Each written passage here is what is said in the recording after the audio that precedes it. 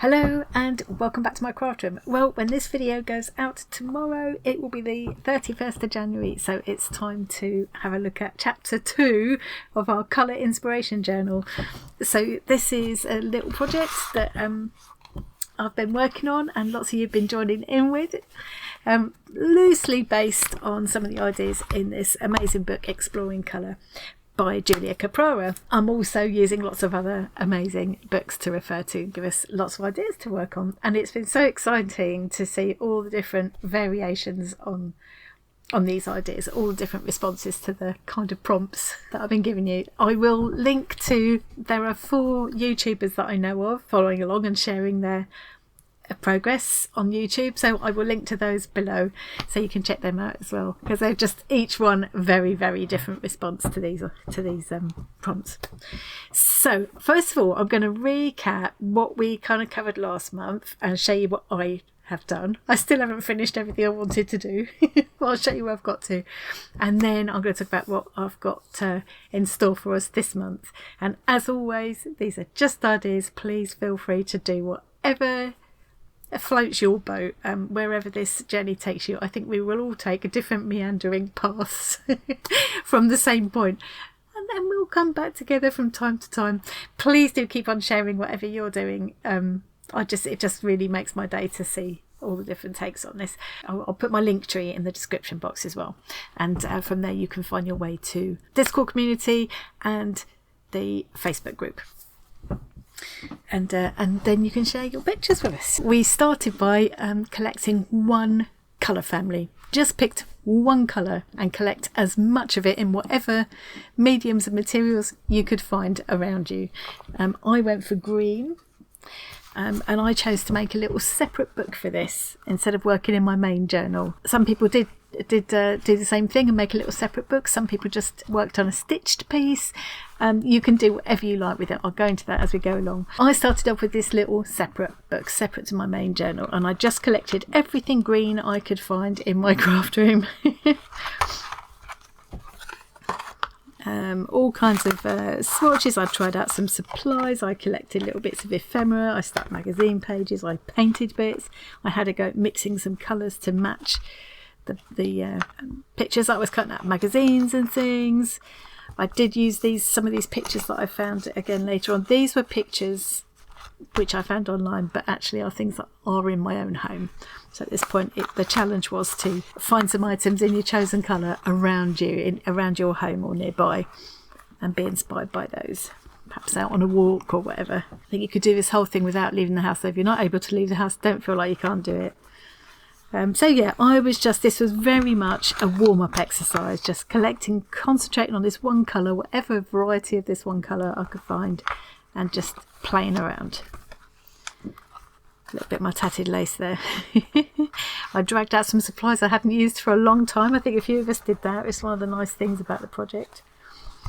Yeah, so all different ways of playing with the colour green. I also did some stitching. Still all in the green.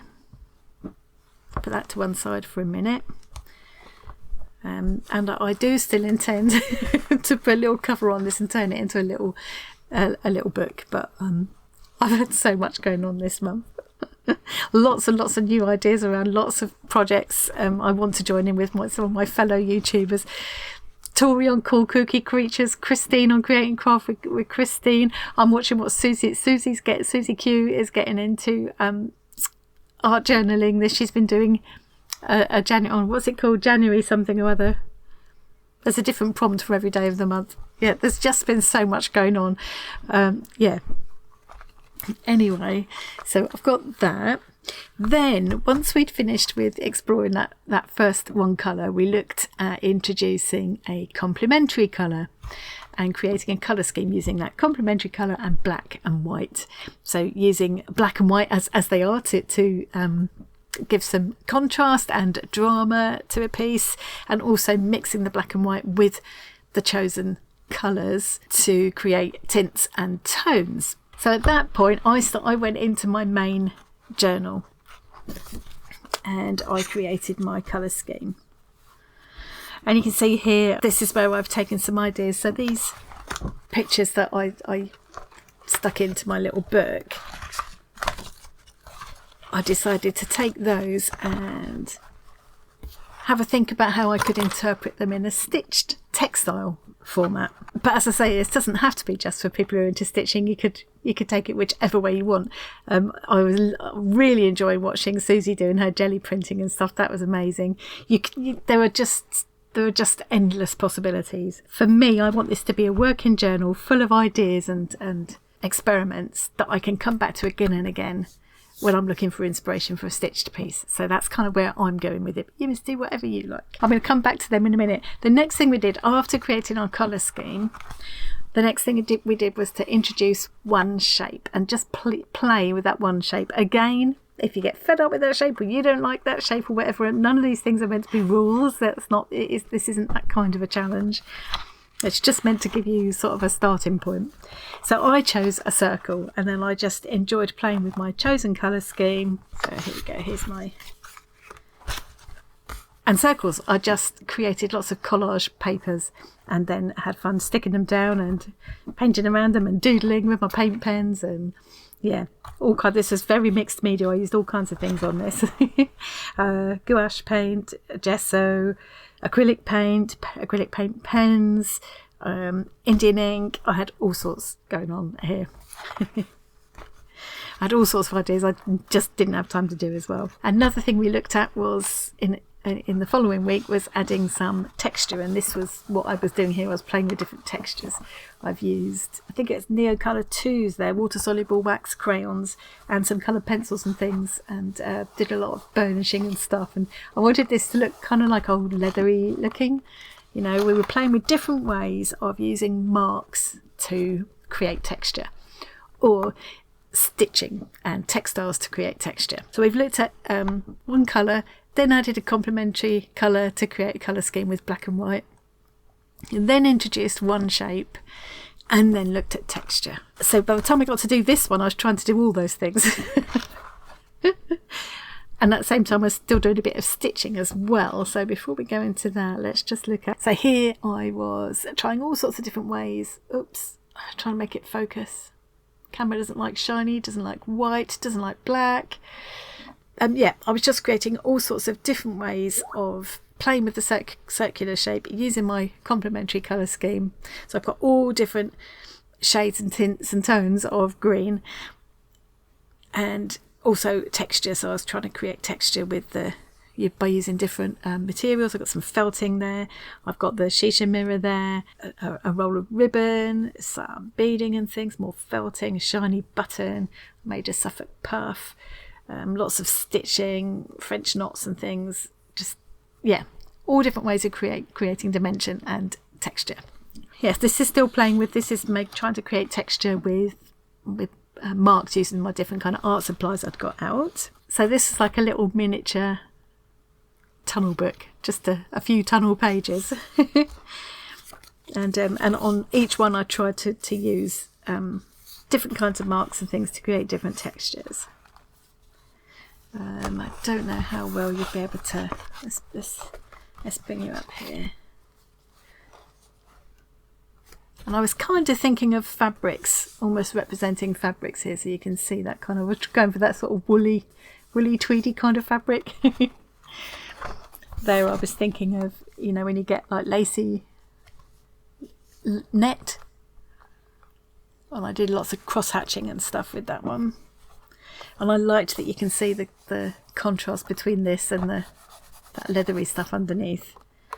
I was also bearing in mind playing with the complementary colours, because it tends to work better if you've just got a little pop of the complementary. And also the black and the white helps to give everything a bit of drama as well. So this was more like a kind of a print fabric, I guess, like silk or something. Well, then I got carried away and spent a whole evening doing these kind of little green pebbly, marbly things. Don't know what they are. And again, just a little pop of the kind of red violet here. Different marks with different kinds of pens on there. It was really interesting to see how the colours play with each other in different kind of proportions and stuff. I enjoyed that. This was thinking about my grass that I was talking about just now. Coming back to that in a second. Don't know what I was doing by this stage really. It looks like an eyeball or something. Yeah, just playing. I really enjoyed it. Funnily enough, I think that's one of the ones I like the best. I think that's really striking, and I gave that no thought at all. I just thought, I've got to fill this with something. What have I even used? I think that was acrylic paint pens and then a wet finger. I think that's what I did that with. It was whatever I had down on the coffee table in the evenings. And then this one was just a combination of gouache and colour pencils and paint pens to try and create a feeling of texture. Quite like the look of it. I'd like to do something like that in fabric and stitching. And I think that's what I hope this journal will be. I'll come back one day, look at that page and think, oh, wouldn't it be fun to do that in stitch and textile? And, you know, away I'll go. So now this is back to this page again, and this is coming back to these items that I found the photos of online that are all things that are in and around my house. I've always got limes in for the G&T. Most of us can find a patch of grass, even if it's at the local park or just the, you know, your verge up the road or whatever. So I've got the limes, and what I've done here is make some notes about things that I'd like to try to turn this into stitchery later on, perhaps. So I kept, and I've got more of it somewhere, one of the kind of net bags that the limes come in, and I had a little play with this kind of lime green satiny kind of fabric that I've got here.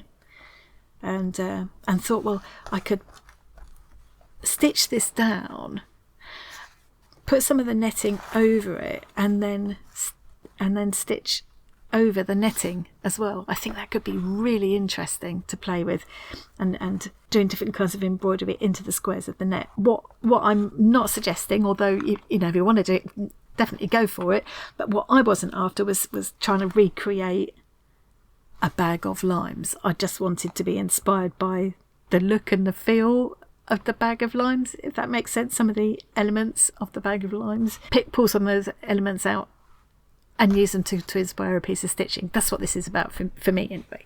So this one was my version, and I've decided I'm going to stitch it onto here. My version of the kale. Now, have I got, yeah. So I didn't have anything like in these colours with me. But one of the things I loved was the variety of colours you got in that, from the yellow green through to the blue greens there, and almost a little hint of purple in there, isn't there? And the way they're so. I think I said at the time when we were doing this texture bit, it's like hold the thing in your hand and think about how it feels. Like that feels crunchy and squeaky in your hand, almost so it sets my teeth on edge. Like, oh. Anyway, so I sort of thought about all of that crinkliness and got a couple of shades of green that I happened to have on me, and just sort of pleated and gathered them up and stitched them together. Oh, camera really isn't liking that very much. I'm going to have a bit more of a play around with this idea, because I think I love the layers and layers of it, and with the frayed bits and that, and I think it needs some more stitching in. What I'm going to do, and I'm going to suggest that other people might like to do, so some people who've been doing stitching, some people have done like fabric books or little squares or snippet rolls. There's all sorts of different ways you could do it, and I've just done little snippet. You could, if it's just a little bit like this, you could just, probably what I'll do with this one is just staple it into that book so that I don't forget what I mean. And I might do the same thing here, except this one's getting a bit too bulky maybe. And I might just make myself just a little book with pockets in or something out of this, using this as a cover. So whatever works for you. But one thing I'm going to start doing sort of from now on in this project is doing my version of a drop cloth, which I hadn't heard of till Jen told me about it. And from my research online, it seems that usually they seem to have, these drop cloths have got kind of a design, like a doodly design on them already that you stitch into, which would definitely be a really fun thing to do. But what I'm talking about for this is just having one piece of fabric, and I happen to have this piece which I like the colours on, and just using that as a base to almost doodle your stitched thoughts onto, if you like. So where I wanted to try this out, you know, as I say, I could just clip it into my journal, and I probably will do that, but I've got more of this to play with. I might just try it out on here, and then the next prompt that I'm doing, I'll just do next to it, or I'll do it over here a bit or whatever, and I'll just use this as a kind of random piece of something to work out some of these ideas on. So I'm going to think of it as a step between sketching ideas out on here and doing an actual final finished stitched piece. This is just a kind of chilled out, doesn't really matter piece of cloth to try things on, if that makes sense. I'm going to call it a drop cloth, but it's probably not really what a drop cloth is, because I don't know. And it doesn't need to be a pretty piece of fabric like this. I'm using this partly because I've got it. I think I ended up colouring it with some, I think this was pigment powders and things. I can't remember. I think I chucked all sorts at this during some sort of play session at some point. And I really love it. And I was kind of saving it for something special. But I thought, well, it would be quite a fun thing to use as a background for this piece. And if, as Jen pointed out, if you've got a bit of fabric with some sort of colour on it, it's a bit less daunting than a plain piece of white fabric. It's like the blank page, isn't it? I could have done that there, and then I could have stitched this on here. Oh, I don't like that on there. See, I don't like that on there. These colours are very dull. That one will go on there, but I'm going to do this here. So that's a suggestion. I'm very mindful that some people are kind of very happy to go their own way, and some people want a little bit more of an idea. So please do, as I say every time, please do ask if you've got any questions at all. Please ask, because I'll be very happy to help. Find me in Discord, or find me on the Facebook group, or comment on this video, and I will do my very best to help out.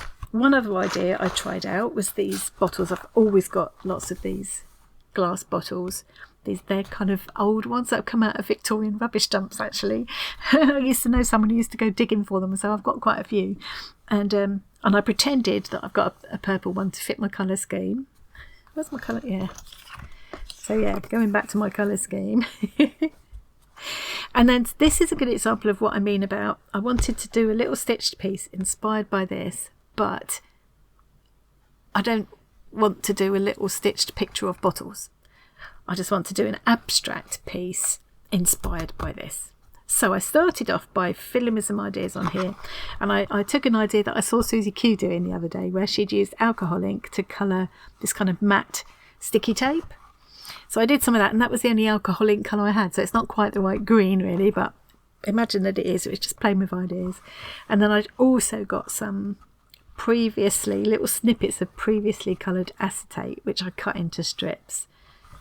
A little twinkly bit of sequin waste, and then some plain bits of acetate and some plain vellum and tissue. All of these words that I wrote down, and I jotted them down when I stuck the picture in here, same as I've jotted sort of prompt words on all of these pictures. So for this one I jotted down blue, green, transparent, fragile, layers. What I liked was the way the layers kind of shone through each other, and where you get two layers it darkens the colour of green, or whatever colour, it's usually green. Yeah, I've done the same here. Smooth, cool, transparent, fragile, delicate, sparkle, shine, reflect, layers. And then I've jotted down here things that I might use in fabric to interpret that. So tulle, chiffon, lace, organza. I could also put beads and sequins to give that this twinkle. So that was my little kind of abstract collage inspired by that idea. So I'm just like picking up just some of those. You get those straight darker lines, which is sort of represented by these, and yeah, hopefully that makes sense. It does in my head. And then I did a stitched version, and that's how that turned out. Now I can't really, don't know if if I hold it up there, no. Trust me when I say that looks much better when you hold it up to the light. It looks really pretty when you hold it up to the light, because the layers kind of shine through one another like they do with the bottles. I really enjoyed doing this, and I love the look of it, and it looks nothing like bottles, although you can vaguely see the shape of bottles if you squint one eye and shut the other one. But I love the colours, and I love it's not usually the kind of textures I would choose to work with and stitch into. If I didn't hate using metallic thread so much, I'd have used some metallic silver thread through there. I think would have been nice, but I just can't bear to use it. Still got some work I want to do on this. I might just add some sequins and some little beads as well. I kind of left it in hoop because I thought it was reflecting my shape, which was circle, because I went completely away from my shapes in the end. I mean, I guess that's circular, they're circular, and I kind of made that circular, but I think I just like circles anyway. But as I say, all those prompts are just really just to kickstart you. If it gets to a point where you're not really enjoying that part of the prompt anymore, just ditch it. Don't matter. I don't care. So I'll probably take this out of the hoop when I'm finished stitching it.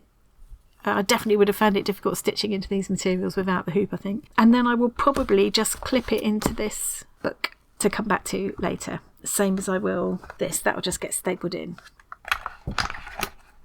Just a couple to be on the safe side.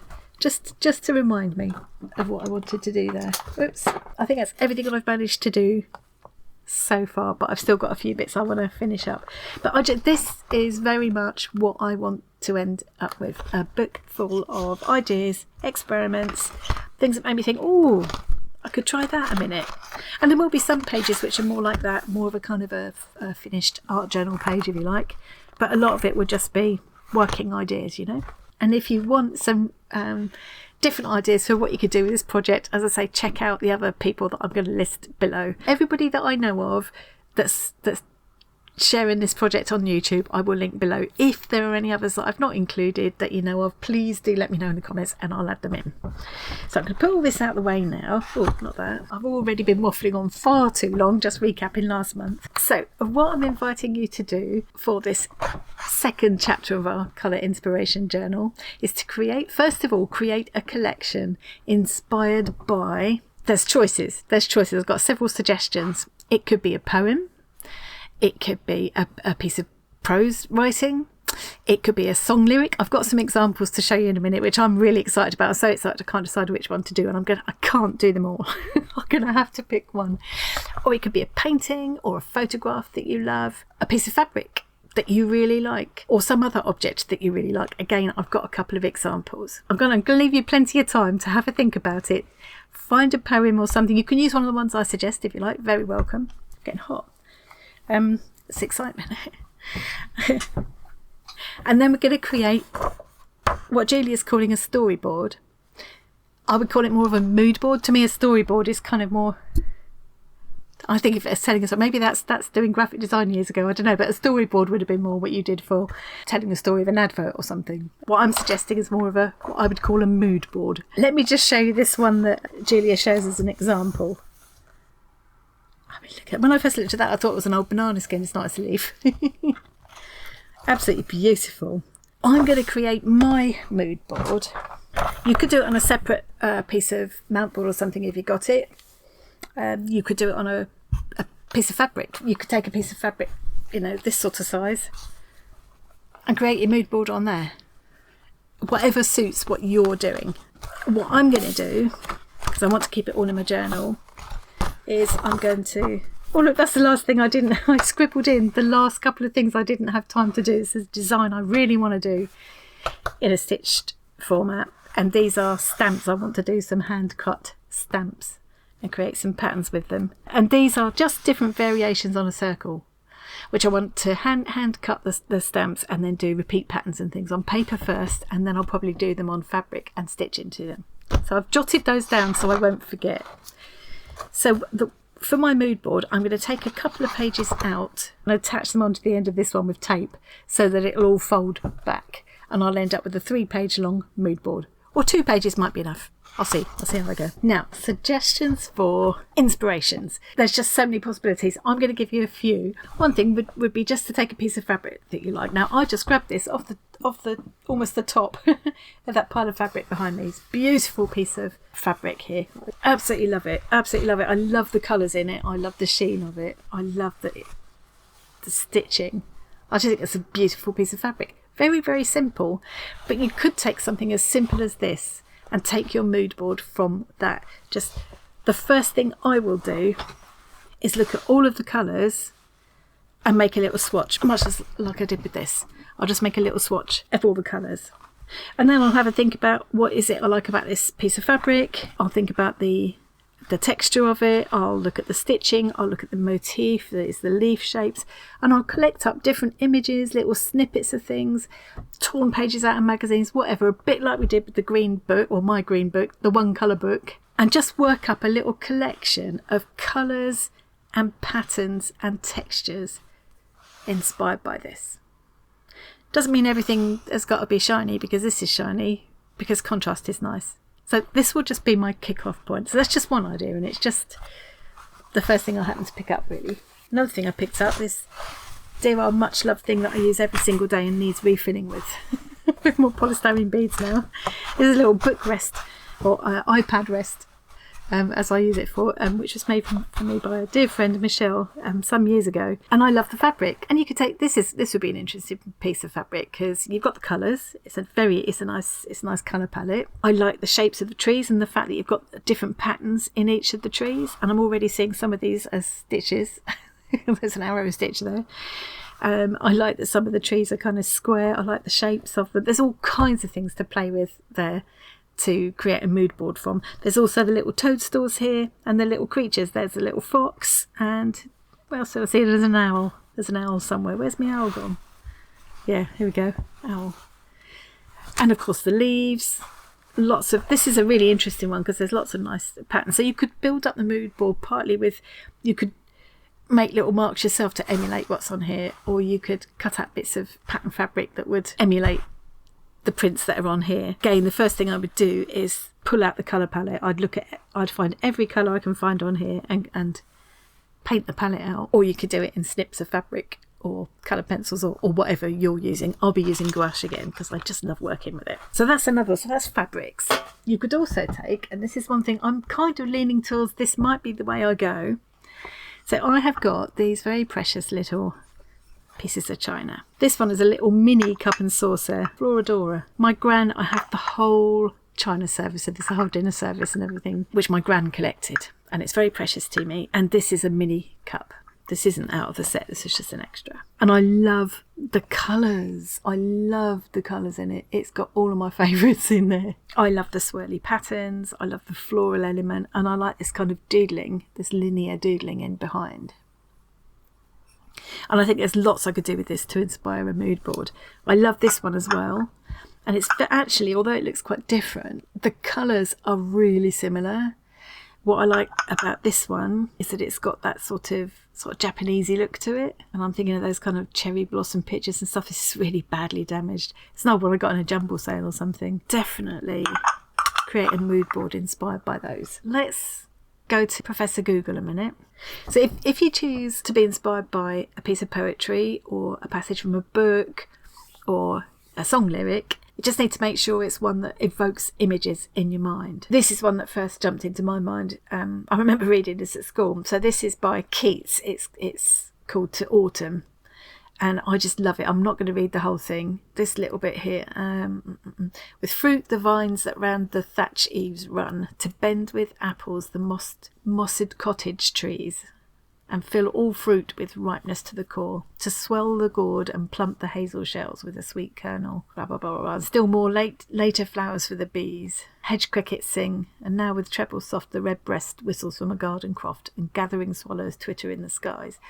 All through that poem, as you read it, it just fills your mind with pictures. That's the case. If you're going to pick a poem, you want something like that fills your mind with images. Song lyric, this is one that's been in my head for years that I'd like to do some artwork for. It's one of those strange lyrics by Cat Stevens in the old days. I think this was like around 1970. Does it say? Yes, it was released in 1970. So this is from the Tea for the Tillerman album, which I've still got a CD of somewhere. Nothing to play it on anymore. And this one's called Into White, which is ironic, being as we're looking at colour. But and it starts, I built my house from barley rice, green pepper walls and water ice. It just, a brown-haired dog mouse if one dropped by. Yellow Delaney was asleep well at night. It's like a sad blue-eyed drummer rehearses outside, a black spider dancing on top of his eye. Red-legged chicken stands ready to strike, and everything emptying into white. I find that very, it's a beautiful song. I love Cat Stevens' old songs. But this lyric, I think there are loads of things online, people writing about what they think these lyrics meant. I just think they meant he was a bit off his trolley at the time. But very evocative imagery in that. So that's another one I'm leaning very strongly towards doing that one. And then, of course, there's art pieces and photographs. So as an example of photographs, I just happened across this. I love pictures of busy streets in India, and my mum took a whole series of them when she went over to India. She went over to India to explore her roots, and came back with masses of photographs. including lots of things like this. And I think one of the things that strikes me about them is you've got this kind of, when you've got that kind of grey neutral background and then these splashes of colour against it, you've got those kind of grey dreary looking houses at the back there, and then this also I love pictures of Moroccan bazaars and things like that as well. Look at that. So photographs, or Christine shared some amazing photos she got on a walk to the beach the other day. Last time I showed some of Jen's amazing photos, whether it's photos you find online or photos you've taken yourself or artworks. That's a very obvious place to look for inspiration. I've got up some pictures of pieces by Monet here, Claude Monet, and one of the things I love about his work and a lot of the artists around this time is that they did this thing when they didn't actually blend the colours together. They kind of put the colours side by side and let your mind mix them together. I love that, and that's something that is a very interesting thing to think about interpreting in a stitched way, which we'll come to later. Van Gogh, another one of my absolute favourites. So there's a really good example of where they did this thing when they don't blend the colours together. You just those strokes are so interesting. This is one of my all-time favourites for sure. Would be really interesting to do a mood board from, wouldn't it? And there's so many ways you could be inspired further down the line. Absolutely beautiful. I've got a whole mixture of artists up here, so going to something completely different. I love a lot of these pre-Raphaelite kind of paintings. I mean, look at a painting like that, and there's so much inspiration there. Not just the colours, but the texture of the fabrics and stuff in there. Absolutely beautiful. Love Mooka's work. Or imagine the colour palette you can take from that, and all of the other inspiration you can take from his work. Klimt, there's another one. Look at that with the touches of gold and things. I love this one with the gold leaf on it as well. The classic. All of these would be really interesting to interpret in a stitched way as well. It makes me think of Susie Q's been doing this goddess hanging that she's partly machined and partly hand stitched, I believe, but and printed on. She's gently printed fabrics, and incredible what she does. Check that out if you haven't already. Here's something completely random I came across by accident. You could even take something like that. This is just heraldic images, not what I was kind of searching for at the time, but I thought, yes, actually you could make something like that work. Mondrian. So there's the ones we all know, these brightly coloured squares with the really graphic kind of black lines in between. Love those. Could definitely take something like that and work with that. But I love this piece of his. This tree, I love the way the paint's applied and everything. I just love everything about that painting. And then I love this too. Another one of my favourites. Now this isn't actually a Frida Kahlo piece. This is by someone called Mark Ashkenazi. Obviously it's a portrait of her, but it's not her. But love that image. Absolutely gorgeous, isn't it? With the birds as well. Look how much inspiration you could take. Imagine a mood board based on that piece. Georgia O'Keeffe, another favourite. So much you could do. It's so much you could do inspired by these pieces.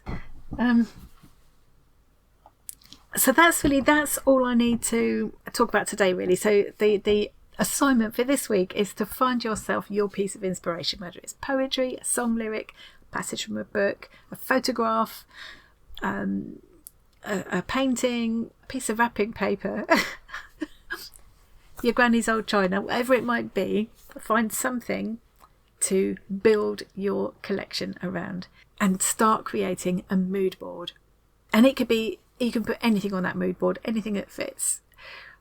I'm going to build mine into my journal so it will fold out, but you can do it whichever way you like. There'll be a couple of specific exercises to have a go at if you want to during the month, and start building up a journal full of ideas and stuff. And then we'll start working on how you would develop those ideas into working towards a finished piece. If you want to then go on and make a finished piece inspired by it, that's up to you. If you want to carry on and just keep working in your journal or your snippet roll or whatever you happen to be working on, do whatever. This is just a jumping off point. I've got a couple more kind of assignments planned for during the month, which you can follow along with or not, as you choose. I would say the first thing to do is decide what your inspiration piece is going to be. Use one of the ones I've suggested if you like, and do please let me know in Discord or in the Facebook group when you've decided on your inspiration what it's going to be, and I would love to see everybody's mood boards. I will start. I'll make myself decide tonight what mine is. What my inspiration is going to be. I've got to pick one. I've barely got time to do one, and all the other things I want to join in with. I need to decide. I will put my mood board together, and then I'll share that with you as well to give you an idea. And then next week I'll be back to show you what I've done so far, and give a suggestion for a little exercise you might like to do or not. I really don't mind. If you want to go your own sweet way with this, it's absolutely fine with me. I hope you found that inspiring. What I'm thinking is that this could work very well alongside with what Tori's doing this month. So Tori, for the month of February, is doing Tori's Cool Kooky Creatures. She's going to be doing Abstractuary, where she's giving a different prompt every day for the month, and it's all about abstract art. Looks to be absolutely fascinating. I'm really looking forward to joining in with that. That's another thing I've got to fit in. So I think these could kind of work alongside each other quite nicely, though. So that's it from me today. Thank you very much for joining me, and please do share your works in progress with me if you're joining in with this project. And thank you to everybody who's joined in with such enthusiasm already. It just makes it so much more fun for me to have you all walking alongside me on this journey. Even if we wander off on different paths a little bit sometimes, we come back together in the end.